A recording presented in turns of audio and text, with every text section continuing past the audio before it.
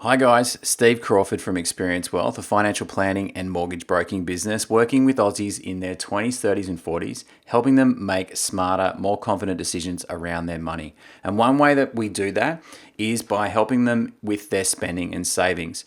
By doing that, they've enabled us to track their data using the Zero Cashbook program, and we've made that data anonymous to protect their privacy, but it's allowed us to set up 3 different types of benchmarks that they can compare themselves against, financially singles, couples, and families.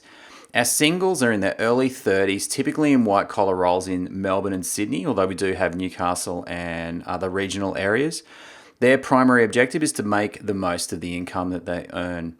Then our couples, early to mid-30s, typically started sharing their living costs, and they're either renting their property while they're waiting to buy their first place, or they've typically bought an investment property and then they still choose to rent where they want to live. Next step for them might be looking at starting a family. Last group is our families, so mid-30s to early 40s, 1.5 kids. Both parents typically work, and they've got an okay level of income, so probably about 150 to 200 plus. Big focus there is to pay off the mortgage that's attached to the family home, and then starting to look at renovating or upgrading. All of these decisions and their goals all come from how well they manage their money. So let's have a look at that now.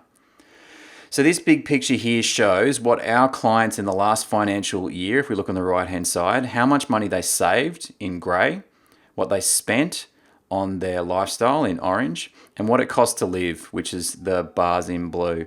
So nearly a quarter of their income went to savings last financial year, which is up from the year before. Lifestyle spending, again, just over a quarter, exactly the same as what they spent the year before.